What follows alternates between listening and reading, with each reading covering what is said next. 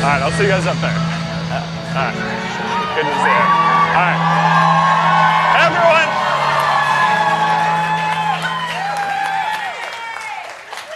Hey. Hi.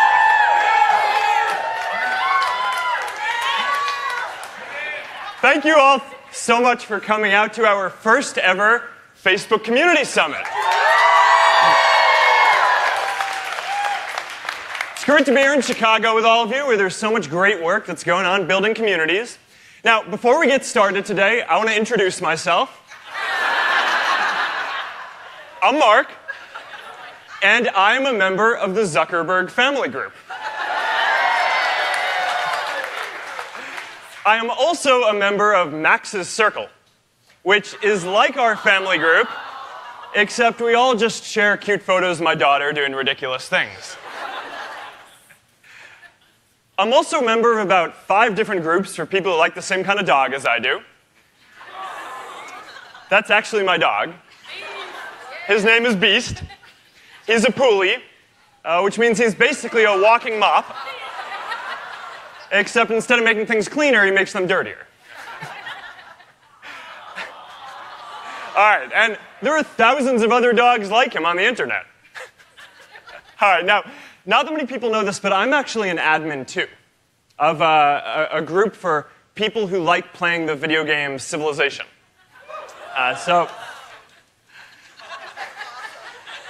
Small group.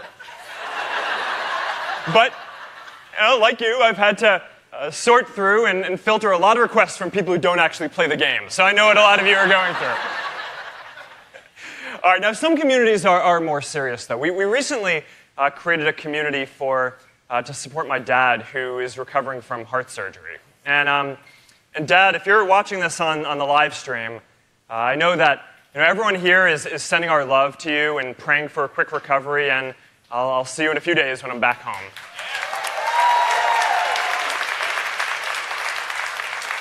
Now, all of you here today have built some of the strongest communities on Facebook.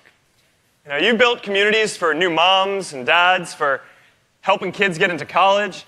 One of the leaders here today, Derek Hooker, runs a community of locksmiths. Where are you, Derek? Now, Derek, being a locksmith can be a lonely job. So, your group gives them a sense of community. Absolutely. And when your members heard that we were hosting a community summit, dozens of them wrote in to us to tell us that we had to invite you to be here with us today. So I'm really glad that you're here. Thank you so much for coming. Now, as I've sat down with a lot of you to hear your stories about building communities, a few themes have really stuck with me. You've all been thrust into these unexpected leadership positions. You started a group for something that you really care about, and now there are thousands of people who depend on you to keep that community going strong. Right? And this is something that I can relate to. Right? I originally started Facebook because I wanted to connect the community at my college. But I always thought that one day someone was going to help connect the whole world, but I never thought it was going to be us. We were just college kids. I would have been happy if we connected our whole dorm. But this idea, we cared about so much that all people want to connect. So we just kept pushing forward on it, day after day after day, just like all of you. Now, another thing that's impressed me as I've had a chance to sit down with some of you is, you're not doing this, you're not building groups because they're going to, they're going to look good on your resume. You're doing it because you just care about bringing people together. And, a few weeks ago, I had a chance to meet Lola Amalola. Where are you, Lola? Now, Lola lives in Chicago. She's originally from Nigeria, and about 2 years ago, she started the secret Facebook group Female In, which she describes as a no-judgment support group for women, to give them a safe place to care about all kinds of issues that they care about, from work to marriage to health issues. And today, your community has more than 1 million people around the world, all women, and all because one woman cared enough to give them a voice.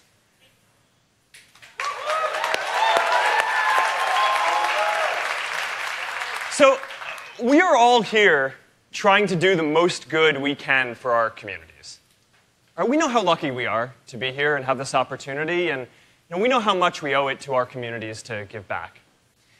Now, today, I actually want to share a milestone that we're really close to reaching for the overall Facebook community. Just a couple of days ago, I was talking to the woman who's in charge of growing the Facebook community around the world, and she told me, well, first of all, her name is Naomi Gleit. She's going to be here tomorrow at the Community Summit, and talking about great stories of leadership. Naomi joined us more than 10 years ago, right out of college, and she's worked her way up within the company, so now she runs this big group that's in charge of trying to connect more and more people around the world. And a couple days ago when we talked, she told me that we are now very close to reaching 2 billion people in the overall Facebook community. Can you believe that? It's a great milestone, but it also means that we just have an even greater responsibility in the world now. Every day I wake up and I just think to myself, I don't have much time here on Earth. Right? How can I make the greatest positive impact that I can? And I know that this is a question that a lot of you ask yourselves too, and it's not always an easy question to answer. Right? And some days I wake up and I just want to be with my daughter and teach her everything I've learned. Some nights I go to bed and I'm not sure if I made the right decisions that day. Right? And I can tell you that feeling doesn't go away, or no matter who you are or what you're doing. But every day you can just wake up and do your best and try to make the world a little bit better. Now, the thing that I think we all need to do right now is work to bring people closer together. And I think that this is actually so important that we're going to change Facebook's whole mission as a company in order to focus on this. So, for the last decade or so, we've been focusing on making the world more open and connected. And we're not done with this yet. We're always going to do this. But I used to think that if we just gave people a voice and helped some people connect, that would make the world a lot better all by itself. And in a lot of ways it has. But today, when we look around, our society is still very divided. Right? So now I believe that we have a responsibility to do even more. Right? Not simply connect the world, but also work to bring the world closer together. So, we need to give people a voice to make sure that we can get a diversity of opinions out there, but we also need to help build enough common ground so we can all move forward and make progress together. We need to help stay connected with the people we already know and care about, but we also need to meet new people with new perspectives too. We need support from our family and our friends, but we also need to build communities to support us in new ways too. All right, so for 10 years now, our mission has been to make the world more open and connected. And we are always going to focus on this. We're always going to work to give more people a voice and to help us connect. But now, we want to do more on top of that too. So today we're going to set a new mission to set our course as a company for the next decade. And the idea behind our new mission is to bring the world closer together.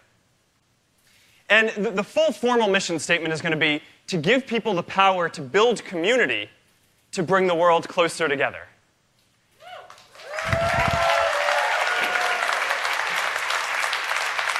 And that mission reflects that this isn't something that we can do by ourselves. Right? The only way that we can do this is by empowering people around the world to build community, just like all of you are, and to bring people closer together. So, our lives are all connected.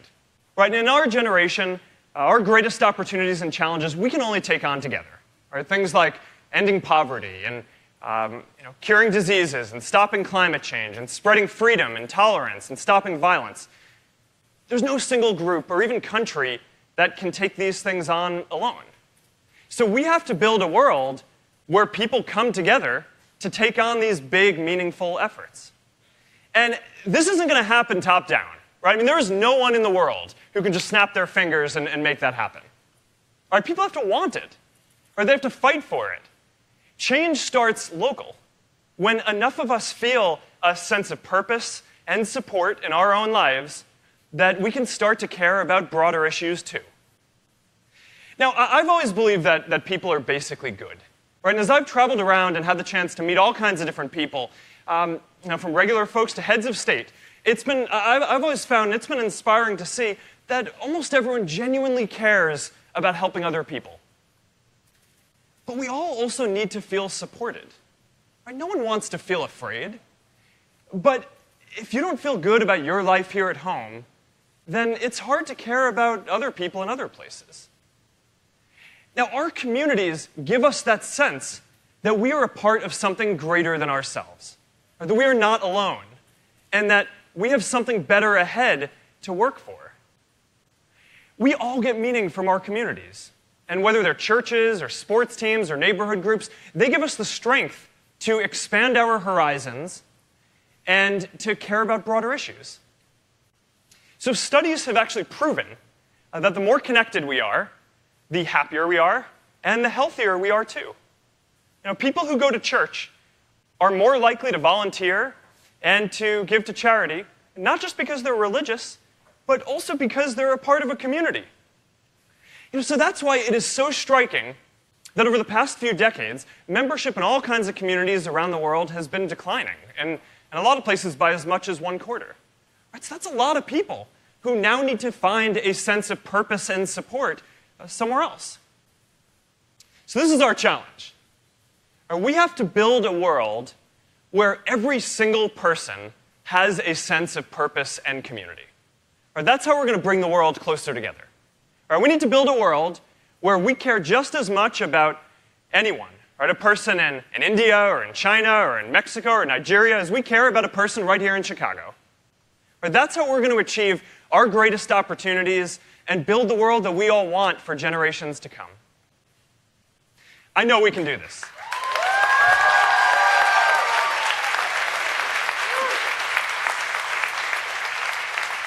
We can do this. We can reverse this decline, and we can rebuild our communities and build new ones and work to bring the world closer together. So how are we going to do this? That's what we're going to talk about today. And today I want to focus on two parts of our product roadmap that are focused on building meaningful communities. All right? Now, for most of us who are here, in our physical lives and online, we're parts of a lot of different communities. The average person on Facebook is a member of about 30 different groups. But if you're lucky, you probably just have maybe one or two or three that are really meaningful for you. Right? And the rest are going to be more casual groups, like the Poolie groups I talked about before, where I get some cute puppy photos in my news feed, and that's important too. But it's not exactly a part of my support structure. But what we found is that there are more than 100 million people who are part of what they call meaningful communities on Facebook. And what that means is that upon joining these groups, they quickly become the most important part of your social network experience and an integral part of your real-world support structure. So if you're diagnosed with a rare disease, you can now join a group and connect with people around the world who have the same condition, so you're not alone. Right? If you have a child, you can join a group of other new moms and dads who are going through a lot of the same experiences and share your joy to get the support that you need there too. And these communities, they don't just connect online, right? They host get-togethers and they hold dinners and they support each other in their day-to-day lives. Right? So online communities make our physical communities stronger because they help us come together online as well as offline, and often across really big distances. So a little while ago, I started asking this question to our team. If there are almost 2 billion people on Facebook, then how come we've only helped connect 100 million of them to meaningful communities? Well, it turns out that in the physical world and online, most of us don't seek out communities. Right? Our friends either invite us or they bring us along, or on Facebook, we find ways to suggest them to you. So a little while ago, we started this project at Facebook to see if we could just get better at suggesting communities that were going to be meaningful to you. And we started building some technology and artificial intelligence to do this, and it turns out it works. It works. In 6 months, we've helped more than 50% more people join meaningful communities on Facebook than had joined them in the whole history of the product before that. And that was just doing some basic stuff. Right? So there's a lot more to do here, and we're really excited about this. So now we're going to set a goal. We want to help 1 billion people join meaningful communities.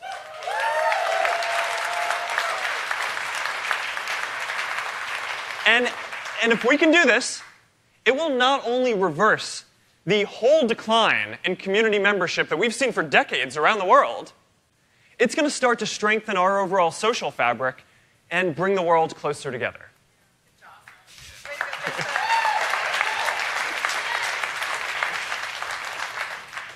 But AI is only going to get us so far, right? Because in order to have meaningful communities to suggest, there have to be strong communities in the first place. So that's where all of you, the community leaders, that's why you are so important to this mission. Right? As I've traveled around and seen a lot of different places, one theme has really stuck with me. Every great community has great leaders. So think about this. A church doesn't just come together by itself, right? It has a pastor who looks out for the well-being of the congregation, and if someone hits hard times, they're in charge of making sure that people have the food and shelter they need. But a Little League team has a coach, right, who motivates the kids and helps teach them how to hit better. Right? Leaders set the culture. Right? They inspire us, they motivate us, they give us a safety net, and they take care of us.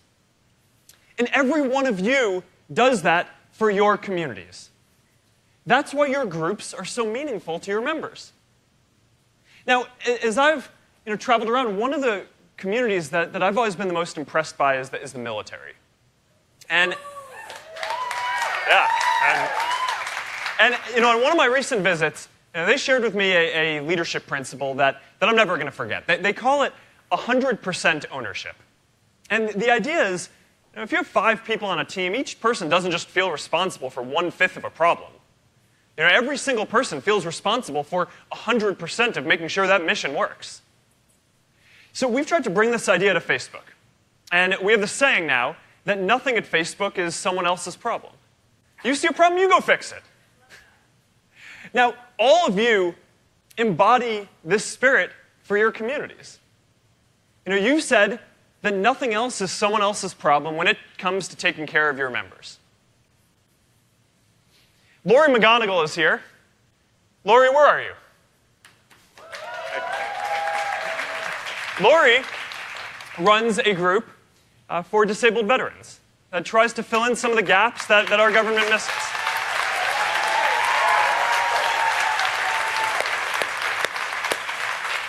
And when one of your members hit a hard financial time and was close to getting their electricity turned off, your group rallied together to help pay off their bills. It's amazing.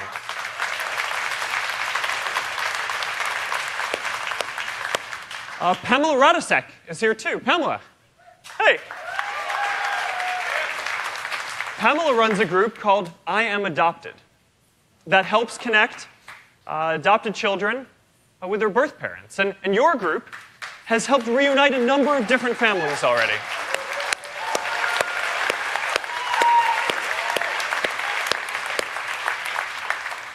Great communities have great leaders. And if we want the world to be filled with the kinds of communities that you're all building, then we have to make sure that we give more people the tools to build communities just like you. Now, historically, that's not how groups on Facebook have been set up. Where groups have been really flat in structure, right, where everyone is a peer. And that makes sense if you're talking about building a group for your family. Right? Families don't really have a leader. But it doesn't make as much sense when you're trying to manage a group that has thousands of people. Matt Pressberry is here today. Matt, where are you? There you go, Matt. Now, Matt runs a group for Black fathers out of Baltimore. And Matt, when we met, you told me that you spend a couple of hours a day helping to start discussions and approving every single post that someone makes in your group, and of course, approving every membership request. And you do all this on top of your job as a preschool teacher.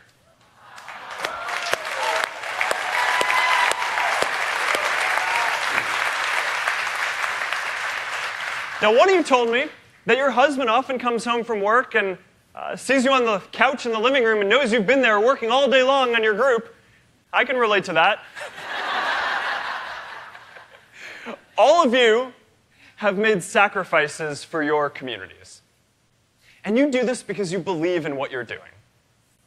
And I want you to know that we believe in what you're doing too.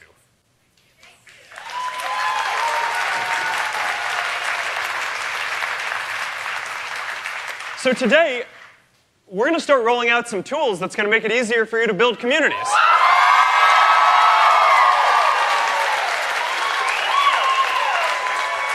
And we have a whole roadmap to follow here from a lot of the work that we've done with page admins and event admins. So the first thing we're going to do is give you new tools that are going to offer insights into who your members are and how they're using your communities. So they're going to give you insights into things like join requests and the time of day that your members are most active. So, if you're running a new mothers group, that might be 1 a.m. and then 3 a.m. and then 5 a.m. Priscilla and I are having another daughter in a few months, and I'm going to get back on that schedule soon.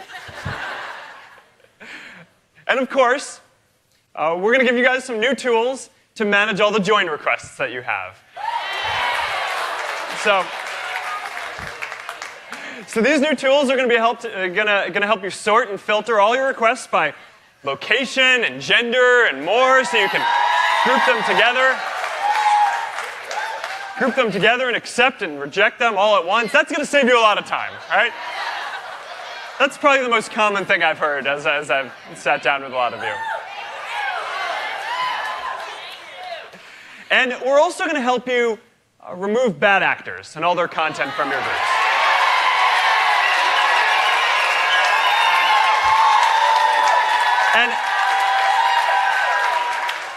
And this is really important, right? Because we all care about making sure that our communities are a positive and a safe environment. So this is going to help out with that. All right. So in the next couple of days, you're going to hear a lot more about our product roadmap and all of the research that we've done into what makes meaningful communities. Because if we want to work to bring the world closer together, then we have to start by supporting you, the people who are already doing this work. And we need to work to give more people that power too. Now, when you bring people together, it can lead to some unexpected things. Now, remember when I told you about Lola's women's support group that now has more than 1 million members around the world? Now, when I sat down with Lola, she told me that for some young girls growing up in Nigeria, if you talk out of turn, your mom will pinch you and tell you to be quiet. And you start to feel like there's something wrong with you if you speak up. All right, but now, Lola's community is helping to break this culture of silence. And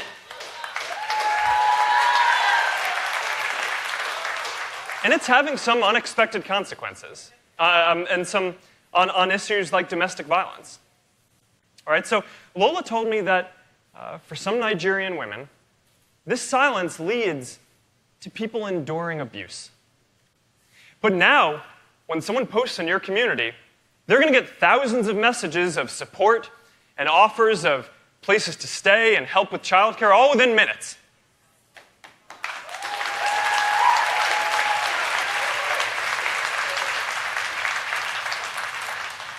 Lola didn't start out trying to change the culture of domestic violence around the world.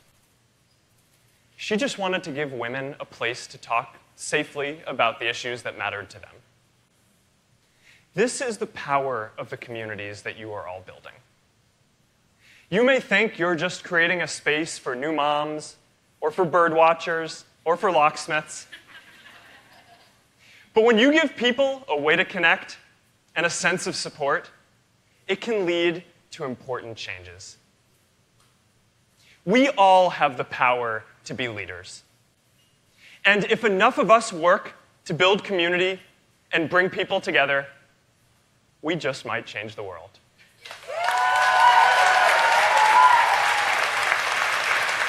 Thank you so much for coming out here today. Thank you so much for the work that you're all doing, building communities and for the world. It is an honor to be on this mission with all of you, and I look forward to seeing what we all build together. Thank you. Thank you.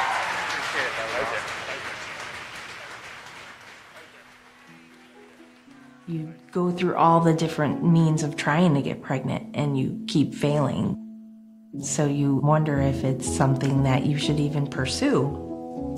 I knew that there were other moms in the area that had adopted, and I wanted to get support from them and guidance. So I joined this group, Moms of Beverly. My husband and I made contact with a foster mom, and we met Lucian. High five! Yay! And the minute I saw him and I got to hold him in my arms, I knew from that point forward he was my son. He keeps me on my toes every single day.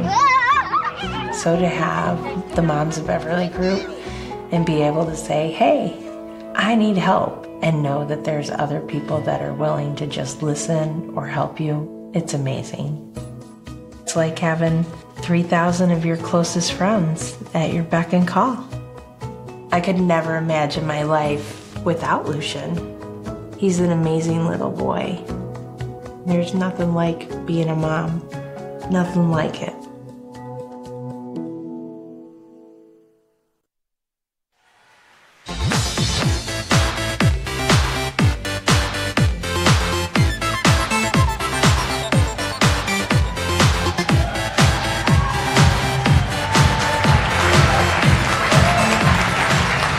Thank you. My name's Chris. I work on the product team at Facebook with Mark. I want to say how excited I am to be here in Chicago, my favorite city on earth. This is the place I grew up. It's the place my mom grew up. Are you here, Mom? And Dad?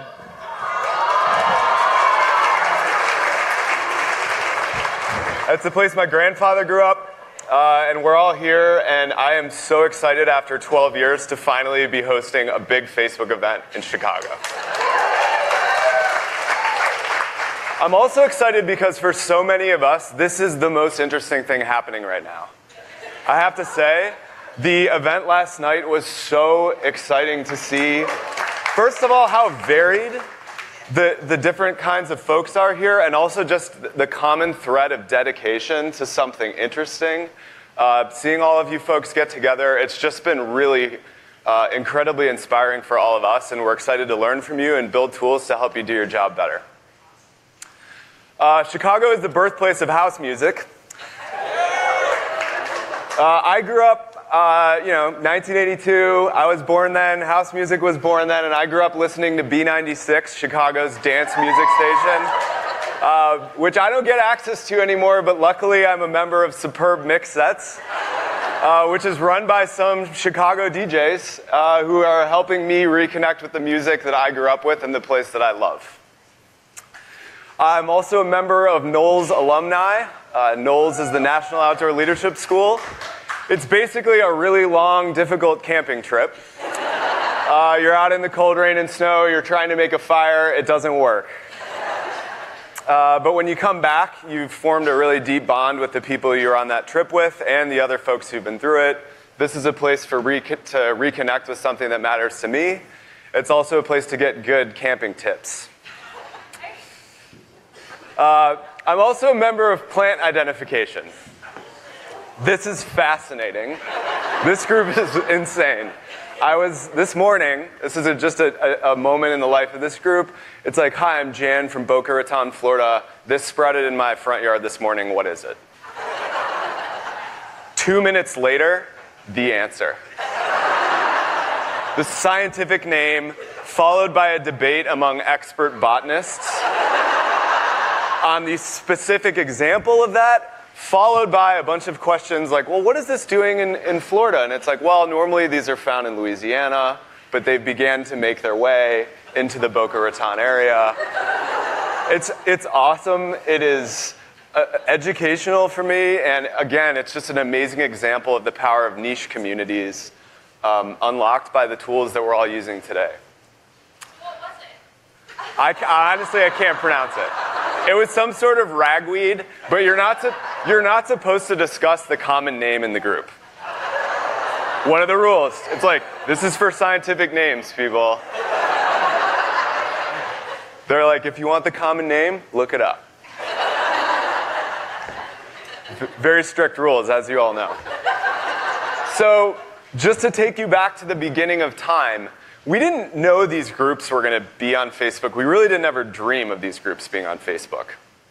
This was the Facebook in 2006, around the time I joined the company. And what was interesting is that we don't remember this, but it wasn't actually about sharing things with your friends. It was about understanding the community that was super important to you as a college student. It was about understanding who was in your college and connecting with the people in the different sub-communities, the sports teams, the athletic teams, the music clubs, and the various groups and clubs that gave the college its life. And so we knew that Facebook wanted to be about this in a very, very deep way. It was part of the original version. And we built tools because clearly people wanted to share things with their friends. We built Newsfeed to make it easier for people to see what was going on with the few hundred people they cared about the most. But the other thing that Newsfeed unlocked was the very first time large groups started to come together around ideas that mattered to them. The very first group on Facebook with 1 million people in it was turn off Newsfeed. Ouch.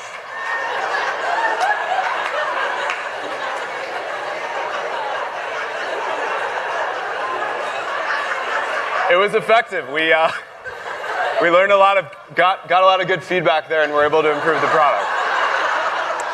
But the second and third and fourth largest groups were groups raising awareness for humanitarian issues and health issues and things that mattered to people. At the time, Darfur was a really important and really underreported humanitarian crisis, and that was the second largest group. And so we knew that there was something really, really powerful going on. We also launched, right around then, we launched photo tagging. And we found this incredible story of an ichthyologist. An ichthyologist is someone who studies fish. These ichthyologists were in Guyana. They're in this river basin. They collect thousands, 5,000 fish specimens, but they can't take them out of the country unless they can name what all the fish specimens are. And they only have a week left in the country, so they have a week to label 5,000 fish they've never seen before. This would have taken them months. So they just post all the photos to their friends, who happen to also be the other ichthyologists in the United States. And they're like, hey, if you know what these fish are, just tag them for us. Same thing, within 24 hours, 90% of the fish specimens were labeled.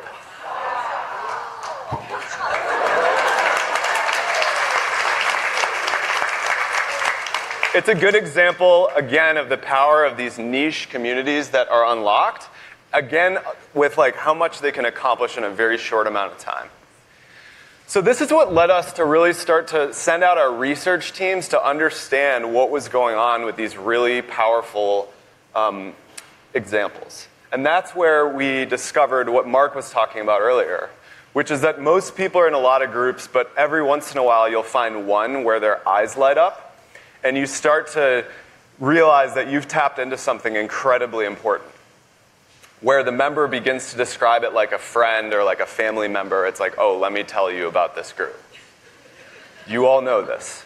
But this is what helped us to begin to understand what was going on here and has led up to the chain of events that have us all sitting here today. We've consulted with academic experts who study communities. Communities are as old as time, and they've been studied for hundreds of years. Hey. And it turns out there's a few things that make great communities, that makes groups super meaningful. The first ingredient is identity. It's, for the members, it's a part of how they think about who they are. The second is need. It fulfills something that matters deep inside of who somebody is. The third is voice. It is a place where people feel like they're contributing to a conversation where they are heard and where the conversation is meaningful about something beyond them. And the last is culture. It is a source of, it has a strong language, it has strong values, it has symbols, it has traditions, it has strong leadership. And all of this sits on a bedrock of safety, which is the group or community feels like a place where people can come and be themselves. So I thought, since you are all experts in this anyway, I thought we'd just hear a little bit about some of your experience with these. So Brian, are you here today? Oh, hello. Hey, Brian. Hi. Can you tell us? Hello. Can you tell us a little bit about identity? Sure. The mission of my group is very simple. We want to create a family-friendly place for gay dads and their families.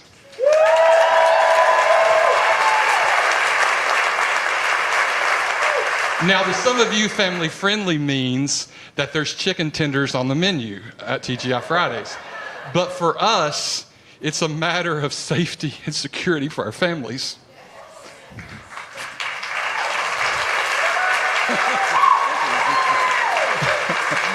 You know me well. For us, it's about rallying behind some dads whose family was on the cover of American Girl magazine, and then a national boycott came out against them. And their family was targeted. And the only place they had to turn to was gay fathers for support. That's family friendly to us. Or a group of dads, or two dads, or several dads, who a judge somewhere said, you're the biological father, but we need to make a social commentary on this, and we're going to separate you from your family and take your children away.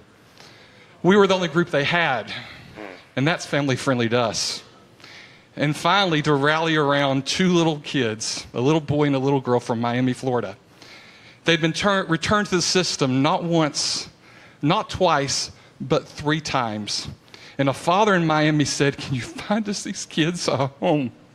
And 2 fathers stepped up. And now those children are still in a home 3 years later. That's what's family friendly to us.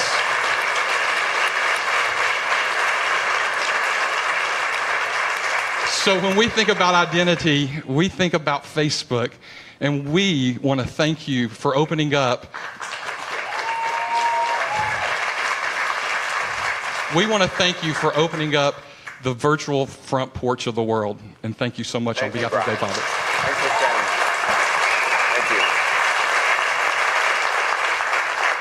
Thank you, Brian. Okay, how about Keith from Meg's Miles Supporters? Do you want to tell us a little bit about fulfilling a need? Yeah, and our story didn't start with really identifying a need. It had a tragic and unexpected start. So my friend Pam, who's here today, her daughter Meg Cross Menzies in January 2014 on a Monday morning put her 3 elementary school children on a school bus, then went out for a run. She was training for the Boston Marathon. She was an accomplished runner. And at 8 o'clock in the morning, a drunk driver hit her and killed her. And her life was over. A friend of hers who was touched like many of you just were, reached out on Facebook in the aftermath of that on Monday and said, hey, I really don't know what to do, but can we all this Saturday run for Meg? And over 100,000 people from around the world in 6 days responded, we're going to do that. And that following Saturday, 100,000 people ran over 1 million miles for somebody 99.99% of had never met.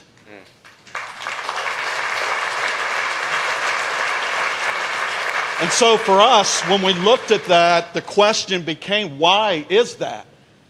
There are a lot of things that happen to people in the world. There are a lot of tragedy. What was it about this story that resonated so strongly with people? Because, you know, we could put ourselves in that position. We want to help when something tragic happens to somebody. And so we wanted to give them something that they could do. And so where we started was, what was it about Meg? And it couldn't have been that she was just a runner. And what it was when we started looking, what resonated was, Meg, first and foremost, loved God. Second, Meg loved her family. And third, Meg loved everybody in her life. And so what we did was we challenged people in our group, love God, love your family, love the people around you. And then that has played out in so many different ways. Last year we collected over 17,000 pair of shoes, and they are now on the feet of refugees in Syria. That was...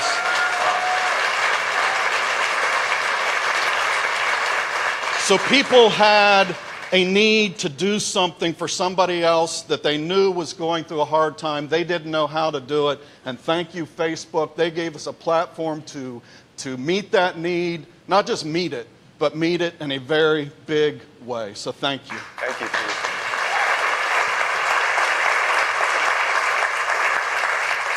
Thank you. All right, how about feeling like you're a part of a larger conversation? Amanda, are you here? Hi, Amanda. Hi.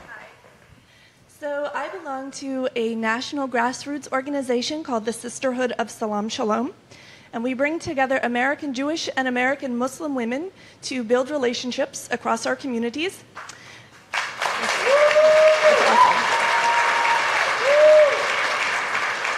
So the reason why this group is important is that it provides a space. Why the national group is important is that you have these two religious minority groups that tend to be very insular.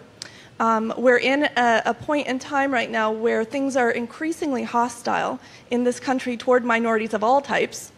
And we've seen, even in the last 6 months, an enormous spike in hate crimes. And what we have are these women who have chosen to, rather than kind of go inside their groups, reach across and form friendships in their communities, in their real, in the real world communities, and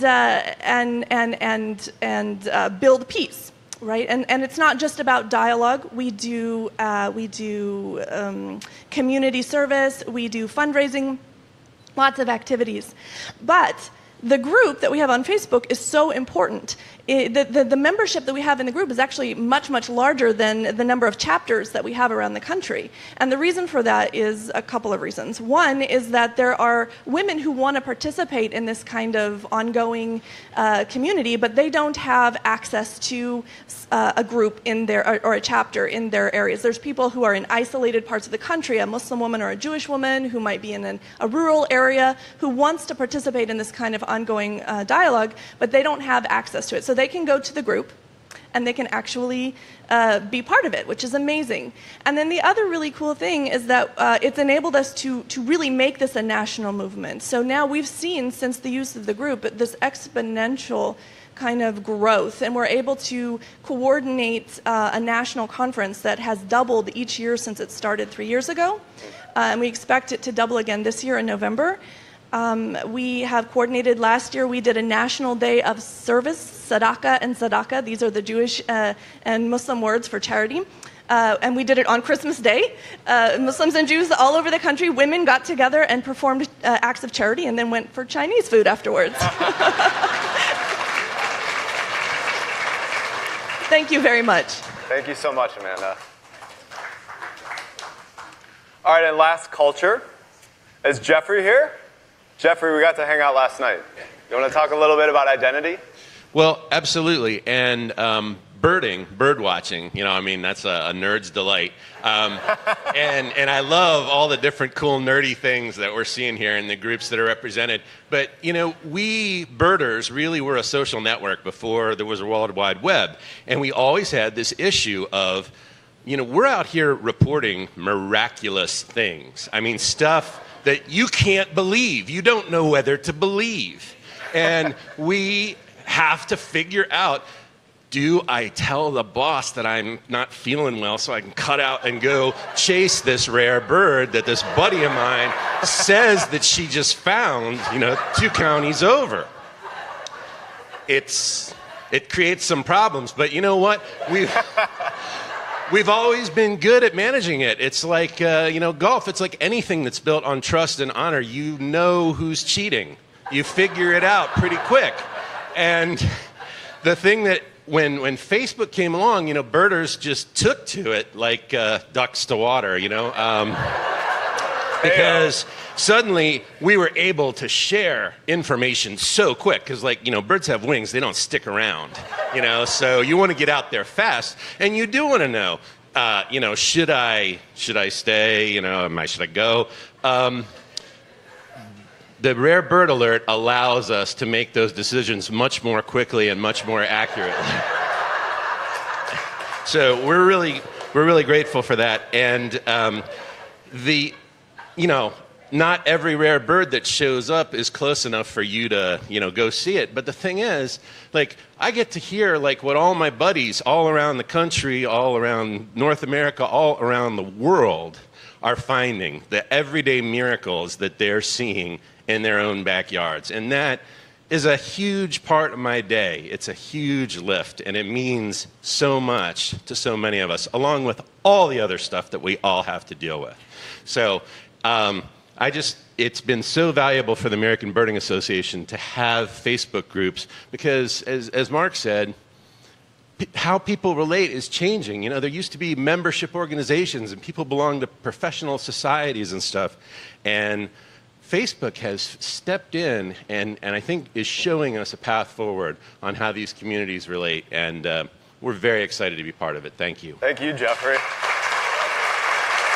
Thank you. There's a fuller version of the story about the guy leaving work. So you'll have to track Jeffrey down later. So we've been doing as much research as we can to understand what's going on with communities on and off Facebook. We've learned that on Facebook, there are just a bunch of different kinds. We're going to work on making sure that the tools we're building are broadly useful, and then we're also going to work on understanding what are the specific tools that the different kinds of groups, parenting groups, health groups, etc., might need. We've also worked on understanding offline groups and making sure that we can get a clear picture of how we might build better tools to serve the groups in the real world and the offline world. And we've also worked on understanding something Mark talked about earlier, which is that 1 in 5 people say they aren't in any groups that they find particularly meaningful, which is something for all of us to think about. The essential ingredient for all of this stuff has been very clear, is the leaders. Dr. Sabri is one of the many people. How you doing? Dr. Hala Sabri, the founder and leader of the Physicians Moms Group, an emergency room doctor, a mother of three, and just an absolutely amazing example of something we've learned is incredibly important to so many people. And you have helped us, like so many of us, understand that you're spending a lot of time on things that we could make a lot easier, which is the roadmap. Make your life and all of your lives easier so that you can spend more time catering to the people that you're investing so much of your time in. We've done something similar in the past with advertisers, which is just going and taking in a very disciplined and structured way, understanding how do we build all the insights and tools that are needed for an advertiser to do their job. This is something we started doing 8 years ago. And just to give you a picture of what, if we are successful, this might look like, is we'll keep refining and refining and refining, adding features and adding tools to make the insights that you guys have better and better, depending on whatever it is that you need. This is a brief history of the tools that we've built for advertisers. And that's why we are announcing today Group Insights, which we've heard from you is the most important thing that you need to not have to keep an Excel spreadsheet of the members that have, you're all nodding like, yep, I got it right here. An Excel spreadsheet to deal with just keeping track of trends and understanding how to manage membership, both getting in new members and also managing the ones that have arrived. So there's 3 sections to this. These are the sections you told us are the most important. The first is membership. Where are the new members? Where are they coming from? When are they joining, etc. The second is around the conversation and the discourse inside of the group. When is it happening? What are the things that are causing it to happen, etc., so that you can manage the conversation. And then the third is a leaderboard that helps you understand your top contributors so that you can send them,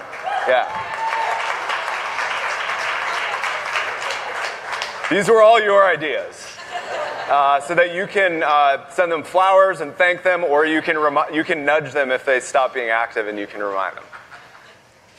We also heard a lot, Mark talked about this, about the importance of managing inbound requests. Membership request filtering will have 11 preset filters, which are based on the things you've told us you need. This will make local groups, if you're the physician's mom group, this will make it easier to identify the moms. And this sort of thing, we've heard it will save you tens of hours a week, some of you even more than that, and you'll be able to build your own filters as well.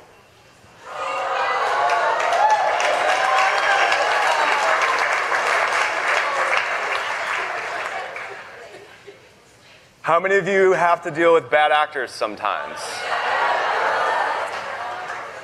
We heard from you this was a really important tool. It will help you clean up after them.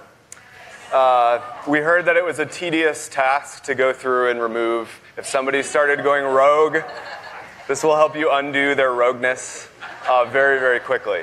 So thank you. You guys told us this was really important. And then post-scheduling, another important feature.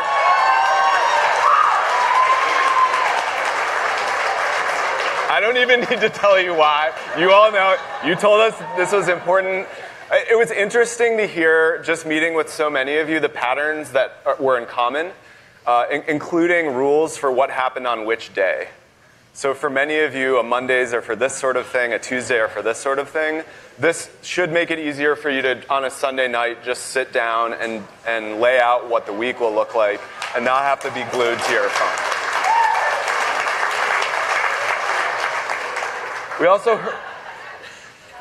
We also heard a lot about groups' relationships to one another, chapters, subgroups. If you're a group with hundreds of thousands of people in it, you want to organize those. So group-to-group linking will let you put all those things out.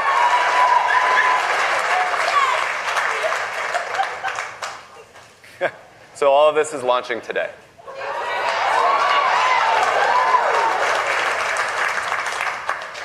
We're continuing to roll out groups for pages. This is just looking a little bit further down the road. There are 65 million pages on Facebook. This is local businesses, this is artists, public figures, and newsrooms. We heard from the Boston Globe that there was a group that had formed to comment on and participate in the way that reporting was happening on political issues, as well as the Sudoku puzzles. This is awesome. Terry, are you here from the Washington Post? Or from the are you here?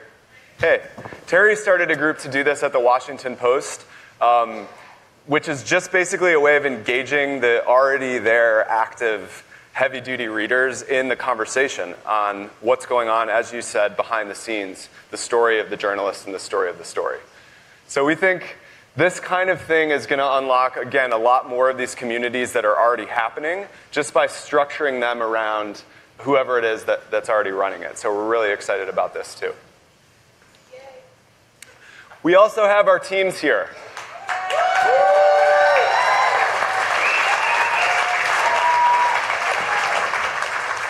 These folks are tasked with the awesome responsibility of building tools for you and making sure that you can be as effective as you possibly can be in pursuing the missions and in catering to the people that you guys have already set out to do. So we're building out the team, and we're going to continue to do everything we can to make our platform useful and impactful for all of you. So thank you so much for being here today. Some of you have traveled from all over.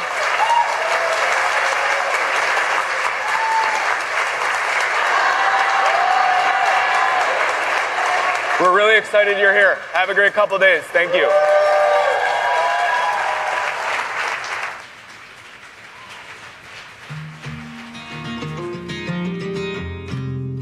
Nobody likes getting up early to go to work. Everyone loves getting up early to go fishing. The almost meditative state it puts me in when I'm out on the water. It's just a really cool connection with nature. Fishing has always been a part of my life, and I feel it keeps me mentally stable most of the time. So when I moved to Austin, I really didn't know anybody to go fish with. Fishing groups are like tribes, where most of them are super closed off. Keep Austin Fishing was open to any and everybody. I just kind of immediately fell in love with that idea of finally having this group of people that I could bounce questions off of, share tips and tricks. And when you've got 4,000 plus members, it's really cool to see the community come together. We've got the 9-to-5 businessman. We've got guys like me, kind of rough on the outside looking, but I'd give you the shirt off my back. We all have come from different walks of life, but we all are there for the same reason, and that's to help each other out. He caught a big fish today. We're all happy for him. We're all family. The fishing family.